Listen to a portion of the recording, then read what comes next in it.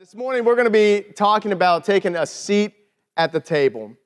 And when I was writing this message, I started thinking back to when Sunshine and I felt God starting to speak to our hearts while we were in Tampa.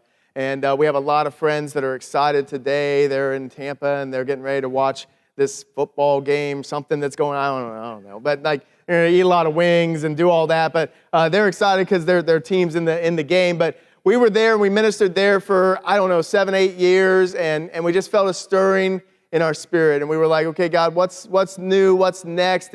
And he led us in January 1st of 2008 to come to a little church in Galliano, Louisiana. And we loved it, and we've been here in Louisiana since. We feel like we're Louisianans now, even though we're not. We're still Yankees. I get it. Like, you can't get that off of you, but we're trying. Like, we're putting this, we rub gumbo roux on us, and we're doing everything that we can, but that northerner still sticks on. It's okay. But as we got there, we didn't know anybody. I mean, like, when I say, like, nobody, like, we knew nobody. And we had been put into, this land that was just very, very different from anything that we had ever experienced. Many told us, they're like, you got sent as missionaries. This is another country that you got sent to. And I said, well, maybe you're right. And so we really started to plug in. We started to connect with some people in our church. And at the time in our state, our district youth director was Alan Chapin, and he really had this heart for connecting youth pastors with other youth pastors so that they could help each other, so that we could share ideas, that we could do whatever we needed to do. And there was this guy that was youth pastor at Thibodeau First Assembly. And his name was Ronnie Foray. We're still really great friends today. And he called me up out of nowhere. And he's from Chauvin, and so like he talks a little different. Most of the time he'll talk like me because he trained himself to, but when he lets it slide a little bit, you guys know what he sounds like. I can't do that. I'm not even going to try to. But like he's real Cajun and or at least Louisiana. And so he's talking to me, and I have to tell him like slow down a little bit because I don't really understand what you're saying. And he says, "Hey, I want to have you all over to the house. We want to invite you over for supper." I said, "Okay, great. What do you need us to bring?" "Oh, don't bring anything. Just bring your family. We're going to have a crawfish boil." And I said, "Oh, okay." See, I had never had a crawfish. I know that that's like shocking, but like never, ever, ever, ever, ever have I hadn't even seen one cooked before, let alone like eat it, right? And so I'm kind of excited because it's something new, right? And I'd heard good things, but I didn't know what to expect. And so we're talking about it, we're planning, we're marking our calendar, we're making sure that we don't have anything else going on because we want to make sure that we experience this. Plus, he said he's inviting all of the youth pastors from around the area so we can get to know a bunch of guys and start to make some friends and everything. And so leading up to it, I do what anybody would do, and I get on the computer and I Google how to eat crawfish, right? Because, like, I don't want to be super embarrassed, but, like, I got to have a little bit of an education. And so I'm watching some videos of guys grabbing them and, like, doing the whole thing. And I'm looking at Sunshine, and I'm like, I don't know what we got ourselves into. And she's like, it's going to be okay. It's going to be all right. We're going to be great. And I saw that they had the potatoes and the sausage in there. And so I was like, it's going to be fine either way. Like, even if I can't get into the little mud bugs, like, I'm going to eat anyway, right? Like, it's going to be good. Because you guys have to understand, as a kid, we grew up in rural Ohio, and one of the things we did for fun was we would go down to like the little canals and the creek beds, and we'd be turning over rocks. And we'd find these crawfish. We called them crayfish or crawdads up there. And I'd collect buckets full of them, right? And just, like 5-gallon buckets full of them, and we would carry them back to the house, and we'd bring them into my friend's garage. And his mom would get mad at us because we had all these little mini lobsters in her garage. And then we would load up all of the fishing poles, and we'd go to the lake, and we'd hook them on there, and we'd go fishing. Because it was bait to me. They weren't the same. Now, I don't think the ones that we collected in Ohio were anything that you wanted to eat down here. I mean, they were small. They were really, really gross. I mean, like, they were bait. But I came here, and I'm expecting these little small crayfish, right? Like, that's what I'm expecting. And I pull up, and the sights and sounds that I walk into, right? Like, as soon as I open the door, like, I hear that Zydeco music going. You know, you can hear the stomping, and people are moving around. They're dancing. They're doing stuff. They're in the backyard. We, as good Northerners, come up to the front door and knock the door, and they're like, come on in. Like, they'd never met us. But they're like, no, you're family. Get in here. Come on in. And we come into the house. Nobody's really in the house. I mean, somebody's fixing some sides on the table. Like, everybody's in the back. Go ahead and go in the back.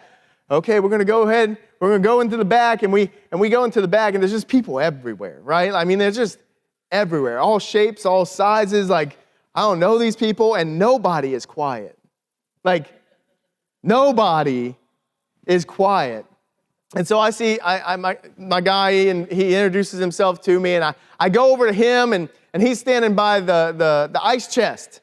And I'm like, oh, are the drinks in ice? Oh, no, the ice, there's no drinks. I said, well, what's in there? And he opens it up, and I see all the bugs. They're in there, and they're crawling around, and they're doing their thing. And I'm like, man, I really don't know if I made a good choice here or not. You got to understand, like, I got a lot of Yankee still in me. I'd only been here for like 5 minutes. And so I go through the whole thing, and he starts pouring all the seasoning into the water, and he starts doing his thing and putting his stuff in. I'm not going to say how he did it, because every one of you have a different way that you do it, and your way is right. I just want you to know that. Like, the way that you boil your crawfish, that's the right way. That's how to do it. It's exactly the right way. Shane agrees, and that's just how you do it. How you do it, that's how you do it. And so he did it, and then I was like, okay, it's time to eat. How are we going to do this? Right? Because I'm still a foreigner in a foreign country. How am I going to do this? And they had a table very similar to this one set in the backyard, a couple of them actually. And they come over with that pot, and they just dump it onto the table. And again, I look at Sunshine, and I'm like, baby, we got to go. Like, I don't know what's happened. Like, they just dumped all of our food on the table. Like, are they Neanderthals? Like, what is happening? I mean, there's potatoes and onions and sausage and crawfish. I mean, it's everywhere. The dog's taking some and running away. Like, it's a fiasco. And I'm like, okay, where are the plates at? That's what they did. I don't understand what's happening. They just laughed at me, and they said, no, just pull up to the table, grab a seat. And on purpose, I set these chairs up. Some of you might not be able to see. There's like 5 different kinds of chairs at this table.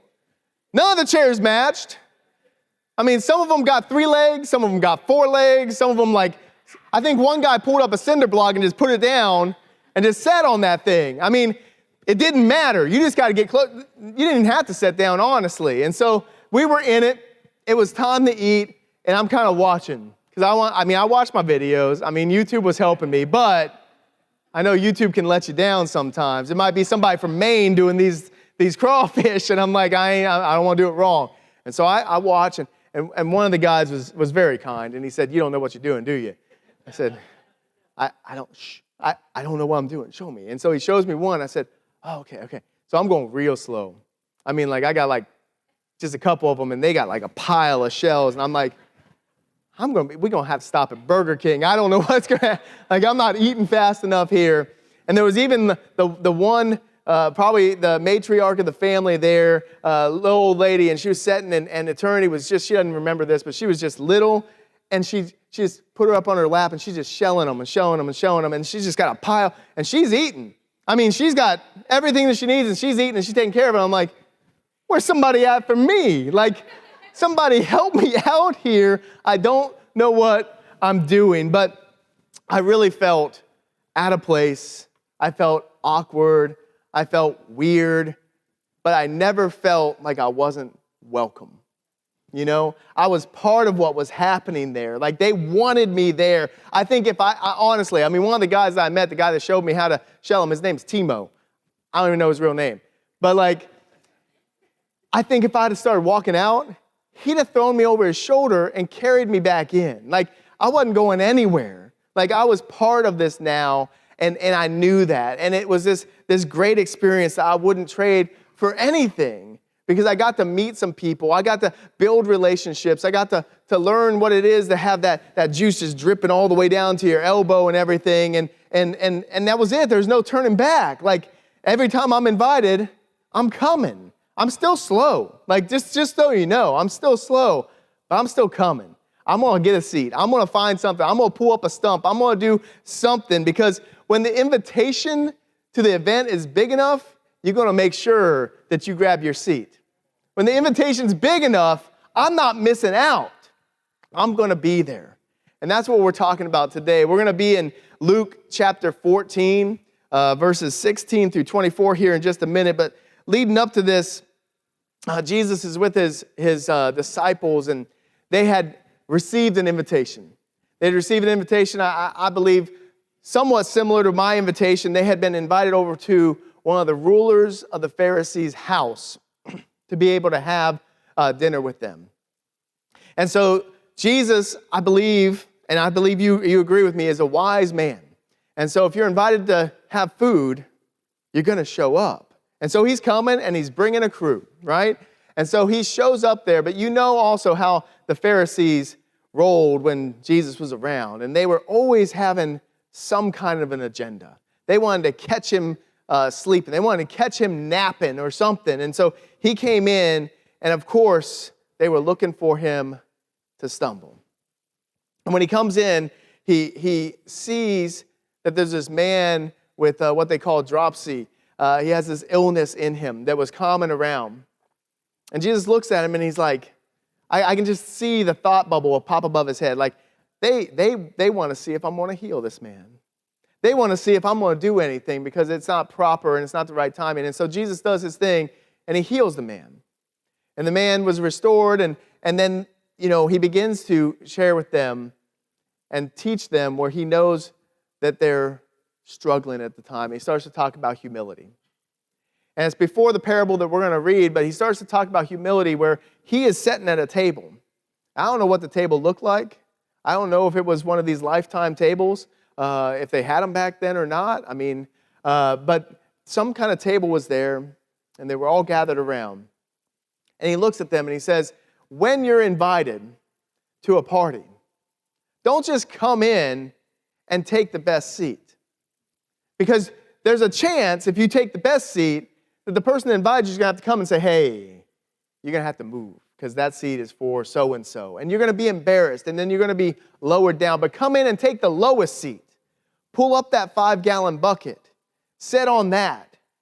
Let the host come and bring you up and bring you to the seat that you're supposed to sit in. Don't assume that you are the greatest. Don't assume that you've arrived. And he says that to them, and I can see some people biting their lips and biting their tongue and being like, I'm not going to say nothing.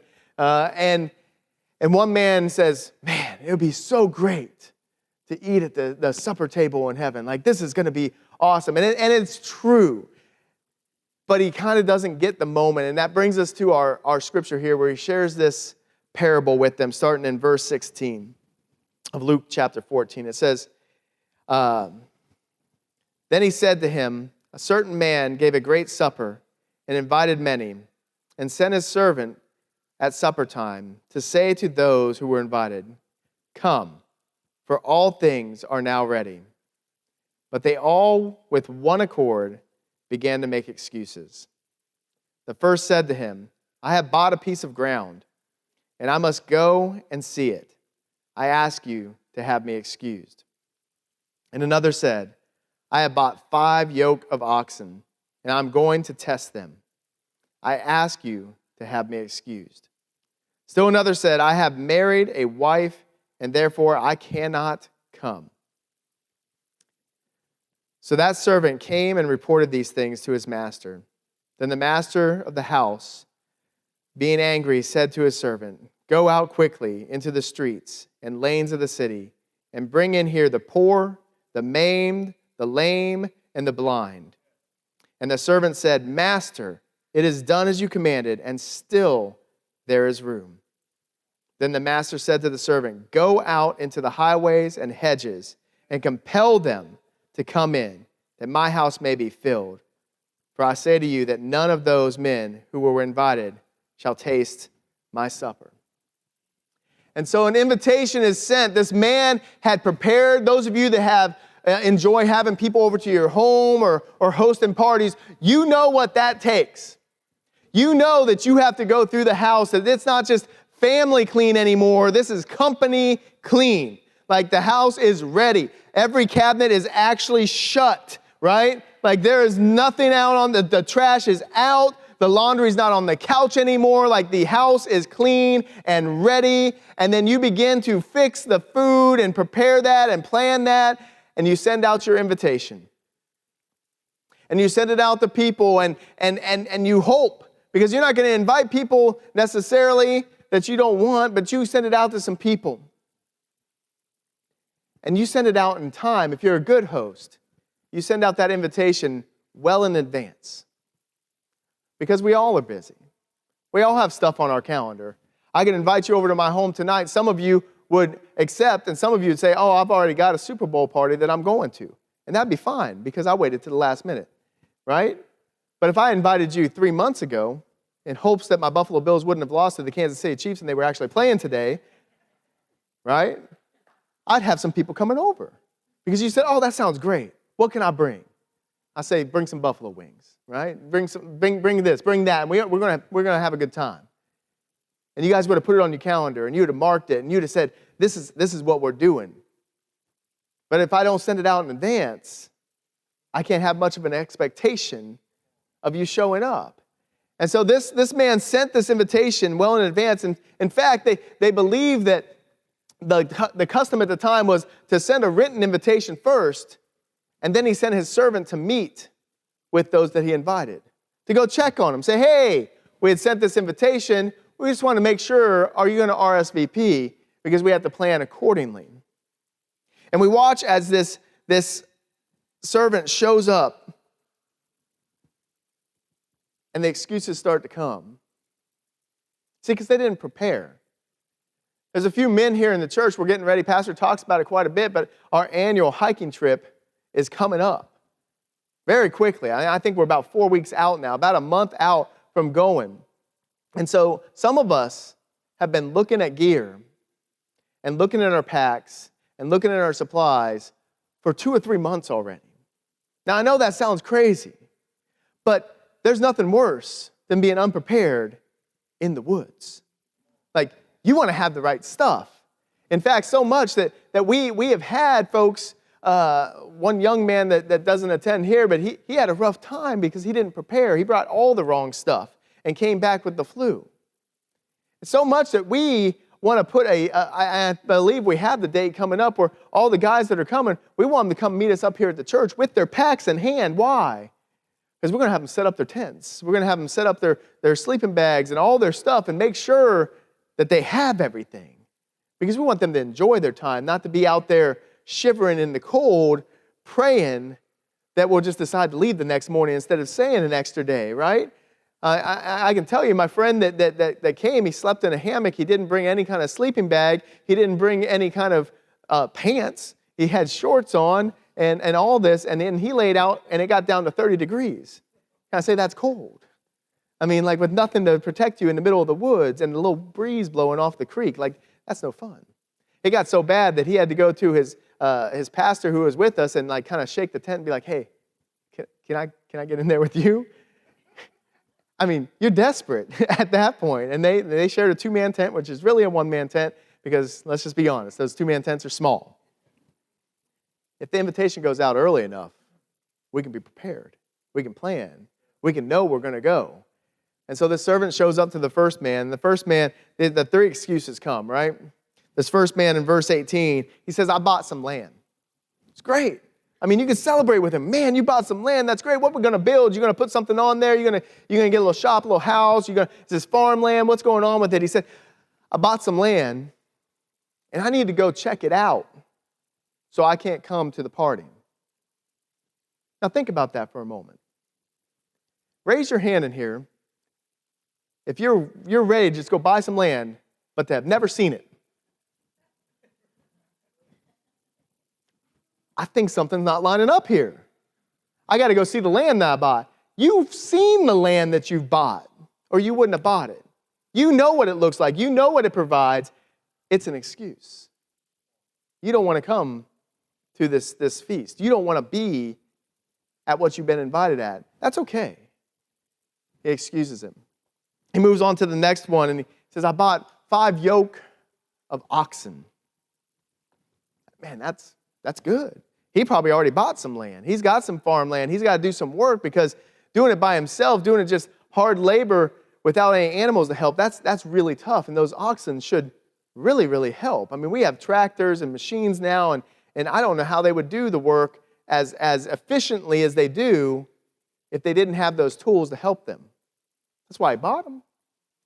And so he said, I gotta go test them out. I gotta go use them. I gotta go make sure they work. And I might get that if it was, like a new tractor. I gotta make sure this thing works. I gotta understand. But like an oxen is pretty straightforward. Like, hook it up and like that. I mean, there's no key to start. I don't think you gotta put any fuel in them. I don't think you gotta change the oil. I mean, you gotta feed them and you gotta work them. There's not much to it. And I think about it, in their time, getting these oxen was like us getting something in our lives that would be a time saver. And I think we may fall prey to the same thing, because if he was utilizing these oxen appropriately, if he was using them the way that they were intended, he should have plenty of time to be able to come and attend this event. But he's misusing the resources that he has. And look, this part kind of hit me a little hard. I was like, man, I've got a lot of resources in my hands that should make me more available to do some things. Just my cell phone that's in my pocket a lot of time, if I use that correctly, one of the people that I've come in contact with that does the best on like managing a schedule really is Pastor Ross. One of the first things he did is he printed out an Excel spreadsheet for me, and he had every minute of his day laid out. And I was like, bro, you're impressive. And I stole it. And I started doing my day that way, because he had already done some of the work. But like our phones, our computers, the things that we have these availability, like different apps, all that can help you to reclaim some of that time, to be able to be available, to do the things that you need to do the things that God's calling you to do. And this man uses his resource as an excuse not to be a part of something that's greater. It's another excuse, and we all have them. And then the third excuse here is that they had just got married. And that's sweet, right? Like we like weddings. Like they're awesome. It's a celebration. And I look at this, this excuse might be the one that was used the most in all of history. You're going to blame somebody else. I can't come because my wife. Right? That's what he said. I got married. I can't come because my wife. Oh, I didn't pick the fruit. That was Eve. She picked the fruit. Oh, I only picked the fruit because that serpent told me to pick the. It's just passing the buck. And he's passing the buck. And I almost guarantee in this moment when this servant comes to this man that's newlywed that his wife wasn't there. I mean, I almost guarantee, because if she was there, she'd be like, what? I didn't say that we can't go to the dinner here. Like, well, don't use me as your excuse. You know that she wasn't there. Because it's an easy excuse. If she's not there, she can't defend herself. Maybe she wanted to go. I know my wife, she'd want to go. Like, I'd be the one to say I'm not going to go, but she wants to go. And I'm not going to use her as an excuse. Look, if we look hard enough with anything, we can find an excuse not to do it. We can find that excuse. It's whatever it is. I've heard it said that an excuse is like a doorknob. They all get a turn. Right? They all come around. They all have their moment where you're going to use it because there's something that's keeping you from that thing. And these three used excuses. And the servant comes back with a report to the master, and the master is angry. He had prepared for these people. And he says, look, go out in the streets. Grab the cast off. Grab the beggars, the crippled, the blind, the lame. Grab all of them. Invite them all to come. I know they don't have anything going on. Maybe it was the thought. I don't know. But he says, they're here. They're close. They're in the streets of the city. Go and tell them we are having a banquet. Invite them to come. And so it's a much better report from the servant this time. They're all like, yeah, we're coming. We've never been invited here before. Let's go. Let's do this. And he comes back and he says, they're all coming. But Master, there's still room at the table. We hadn't filled it up yet. And he says, go invite everybody else. Let them all come. Everybody's come.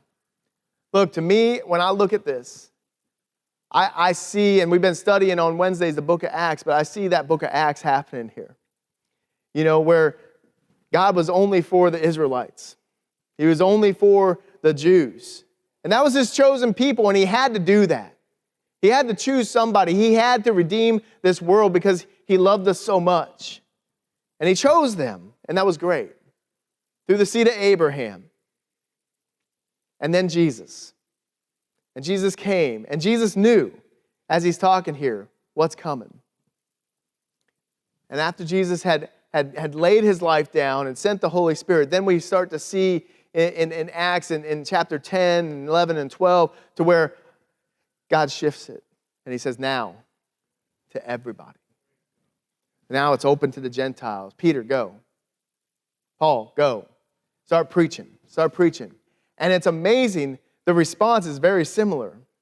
Because the Jewish people had the leg up. They knew the word. They knew the history. They knew what their ancestors went through. But they knew so much it was hard for them to really accept that invitation. And I can see that. I've been in the place where I felt like I knew too much to where I couldn't receive something that was real truth from somebody else. And so they were stuck. And when they opened it up to the Gentiles, they were like, we've never heard this before. They knew nothing about it. They had their false gods. They had gods that were rocks or gods that were whatever inanimate object there. I remember going into India with Pastor Tommy about 3 years ago, and we drove up to the village, the first village that we went to. There's 1,000 people living in this village, and we're driving past one of the temples because there's temples all over the place. And there was a boulder, Doc, that's probably from the floor up to here, sitting in front of those temples. And I was like, man, that's a weird place for a big old rock. And I told the pastor, I said, why they got that rock there? He said, that's their God. That's their God. I said, what do you, like, I know that Jesus called Peter the rock, but that's ignorant. And they'd worship that. It was just a rock. But it meant something to them. And maybe they knew better, but like, I look at the Gentiles and some of their beliefs, they just didn't know any better. And when they heard real truth for that first time on how the cities just opened up, and you can look at even some of the cities where God begins to move and people are beginning to believe, and then all of a sudden Jews from other cities would come in to stop it because they just couldn't understand it. Here in this parable, I believe that Jesus is alliterating to that he's tying back to that and saying, look, there's an invitation. And the desire is that everybody would respond to that. There's going to be some that don't. But the hope, the desire, is that everybody takes a seat at the table. That everybody would come. See, throughout the Bible, there are lots of invitations that God has put out there for us. You see them throughout all of the Bible, and we're going to look at a few here this morning. The first one is an invitation to salvation. And in Matthew chapter 11, verses 28 through 30, it says, come to me, all you who labor and are heavy laden, and I will give you rest.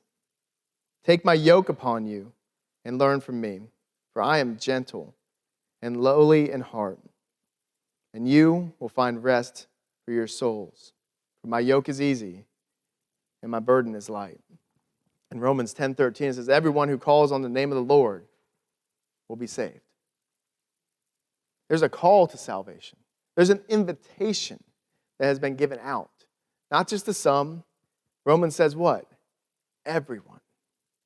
Every single person. Doesn't matter what you look like, doesn't matter any of that. Everyone has an invitation to this salvation. His desire is to restore this broken relationship, to restore what was separated from Him. Because we quote this verse all the time, the end part, my yoke is easy and my burden is light. It's a great verse. It encourages me, and we should have it hidden in our hearts. But when I was preparing for this, I started thinking back to that original sin. Because in Genesis, when they chose to eat of that tree and sin entered, the punishment for Adam was pretty clear. You will work and you will toil this ground.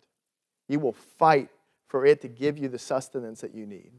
No longer will it be easy. No longer will it be like this garden where you just wake up and it's all here for you. You're going to fight for it. And that's your punishment.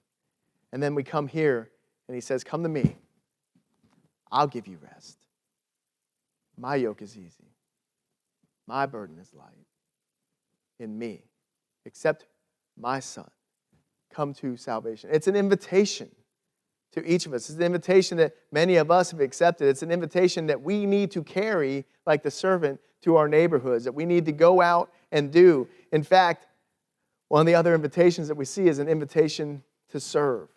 And we've been talking about this one quite a bit here in the last couple weeks, and we'll continue to talk about it. But in Mark chapter 16, verse 15, it says, and He said to them, go into all the world and preach the gospel to every creature. Look, we're called. We're called, as Pastor said, to be His hands, to go and do what He's asked us to do. You know, a quick reminder that call, that invitation to serve is not just for a select. It's not just for us in this building. You look around your neighborhood, and that worst person in your neighborhood, that person that you're like, there's no way that they're ever coming to church. There's no way that if they touch a Bible, they're gonna catch fire. Like in the bad way, not in the good way. But they are gonna catch fire. That calls for them too. God purposed their life to go out and do that. God purposed each one of our lives specifically. We're called to serve. We have an invitation to serve. We have an invitation to salvation. We have an invitation to surrender. In Romans 12, 1 and 2, it says, I beseech you, therefore, brethren, by the mercies of God, that you present your bodies a living sacrifice, holy, acceptable to God, which is your reasonable service. And do not be conformed to this world, but be transformed by the renewing of your mind, that you may prove what is that good and acceptable and perfect will of God. We're called to surrender ourselves, to allow Him. Like this one might be the biggest for me right now. I need this one daily, like to just surrender my mind to say, Lord, renew me, refresh me. Look, I joked earlier talking about that I'm from the north and I lived there for 18 years. I've actually been in the south, if you count Florida the south, longer than north, but we don't count Florida the south. So I'm still working on it. But I joked about rubbing the gumbo juice and the roux and all that on me to make me a little more like Louisiana, right? But as we go through the world, the roux of the world, the smells of the world, the stink of the world, it gets on us. And I was taught, I remember we did a youth retreat in Daytona, and we had this man, and he was real careful about what he put on his skin. And we, as young people that were invincible, were like, oh, that's kind of weird. Like, why are you thinking about that? He's like, look, you have to understand. And I know this is a basic principle, but like, you have to understand that your skin is porous. And whatever you put on it is getting in it. And when the world gets on us, it's getting in it. It seeps into you. And look, this renews that. It cleanses me of that. It takes that out.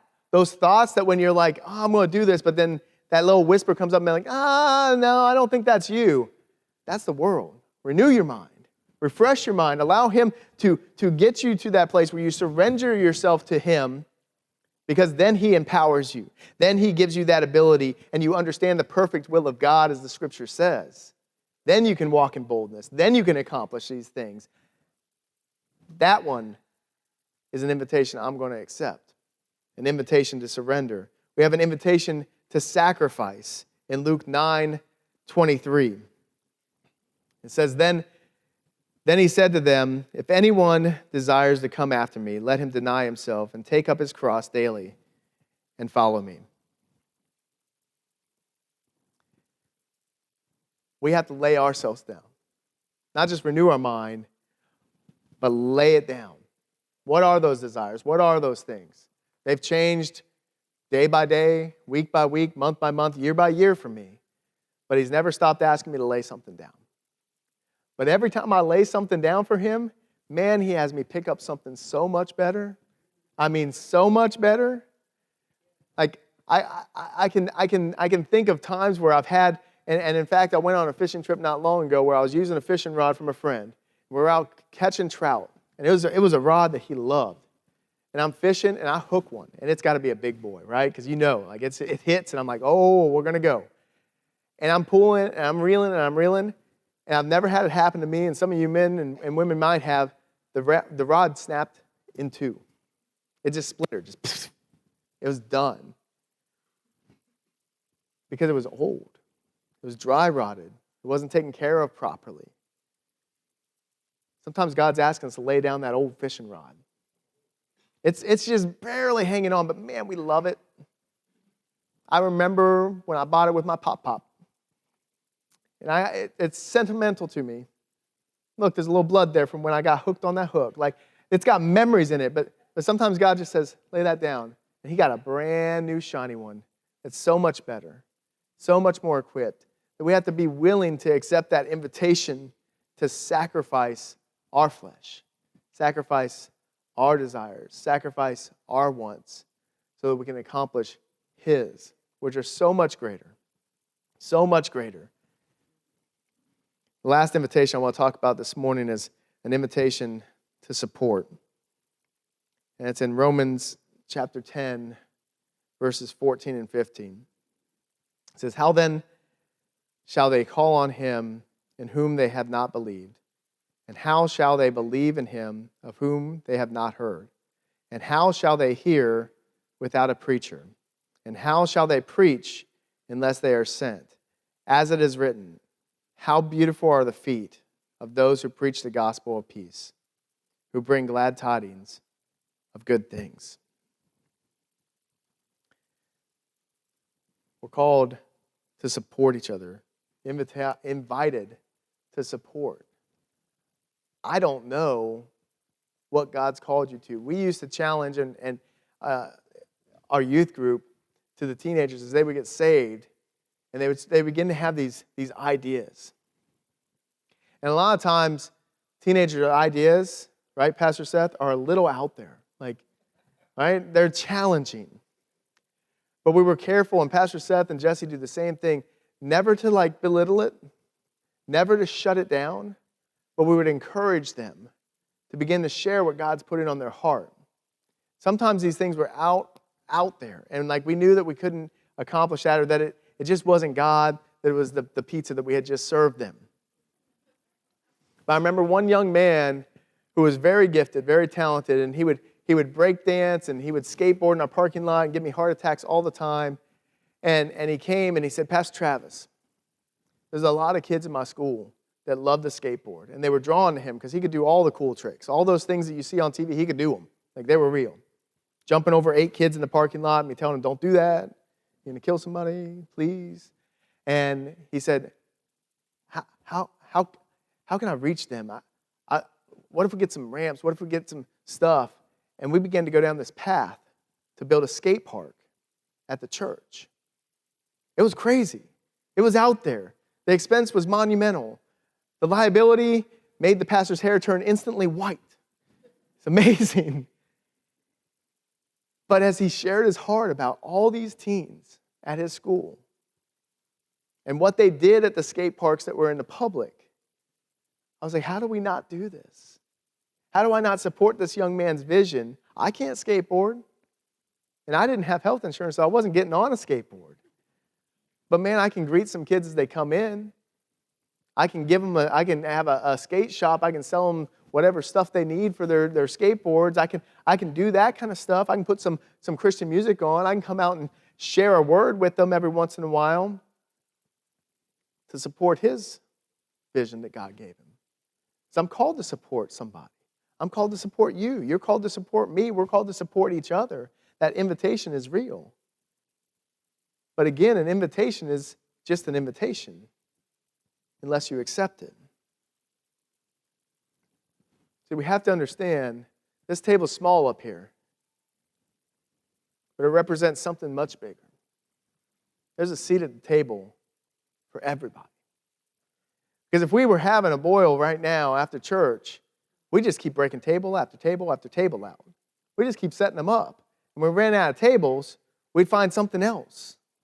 A piece of plywood over top of some sawhorses, something, right?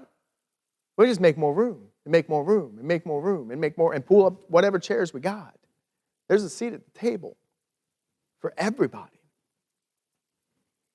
Your seat might change over time, but there's still a seat. There's a time where I used to sit at the kids' table. That's where I belong. I don't sit at the kids' table anymore. I sit at the end of the adult table, right? But our seats change. From time to time, from season to season, we have to be willing to take that seat. I want to welcome Jesse back up as we start to close this time. And as we were in that second song in the second chorus, and Sarah began to preach my message before I preached it, and I was super excited. I was about to just go up there and say, just keep going. Just keep on going. You got it. But that part of that chorus where it says, in my Father's house, there's a place for me. I'm a child of God. Yes, I am.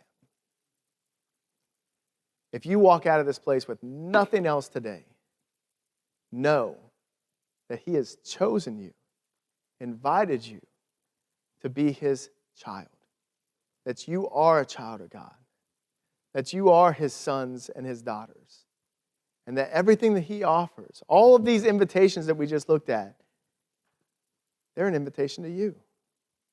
They're an invitation for your family. They're an invitation for your neighbors. They're an invitation for everybody that you walk into, because He loves us all. I remember I first got serious about God, I was about 15 years old, and there's this Audio Adrenaline song, right? There's a big, big house, lots and lots of room. Like, it's real. Like, it's true. There's room for everybody. If you're anything like me, and even that crawfish boil that I talked about at the beginning, I will try to talk myself out of responding to an invitation. I'll find reasons why somebody doesn't really want me there, and it's just a courtesy offer. Look, God has no courtesy offers. They don't exist. His offers are real. They're genuine. He cares about you. He wants to see all these things in your life. He wants to see you operate in fullness of who He is. And so as we close, I just want to invite you to stand with me. I want to pray for you. We're going to do communion here in just a second, but I want to pray with you to close this out this morning.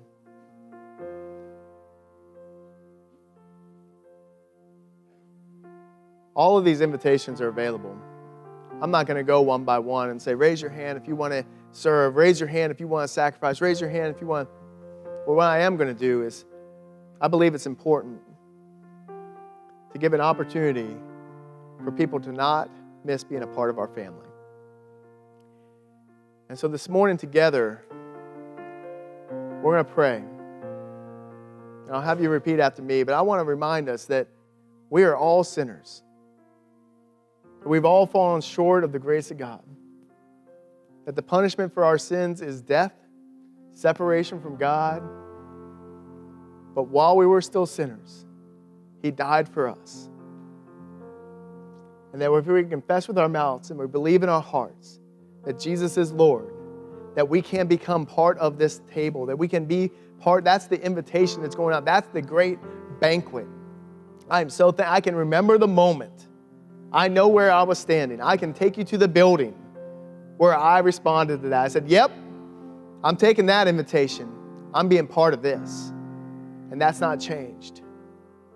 A lot of other invitations I have to accept, but can we pray together that if that's you and you've never accepted that invitation, we're all going to pray together. You're not going to be embarrassed, but God knows. And today can be that moment where you come take your seat at the table. Look, if you don't like the little black stool, you can have what, I don't care. You can have whatever chair you want. It's yours. It's yours. But please, if you pray that prayer this morning and it's your first time, come find one of us. Let us know. We want to rejoice with you. We want to celebrate. Find Pastor Darrell, find Doc, find myself, find one of us. Can we pray? You can just repeat after me. Lord, we believe that Jesus is your Son, that He came and lived a spotless life, that He laid His life down on the cross for us, that His sacrifice was a final payment for our sins. Lord, we believe and accept that this morning. That His sins cover, or His blood covers all of our sins. Lord, that we are a child of God. Thank you, Lord. Okay, again, if that was you this morning for the first time, come find us. We want to equip you to respond to these other invitations, these continued invitations that happen. For the rest of us, I want to challenge you. Let's accept these invitations. Let's go and do the work that He's called us to do. There's a lot of work to do.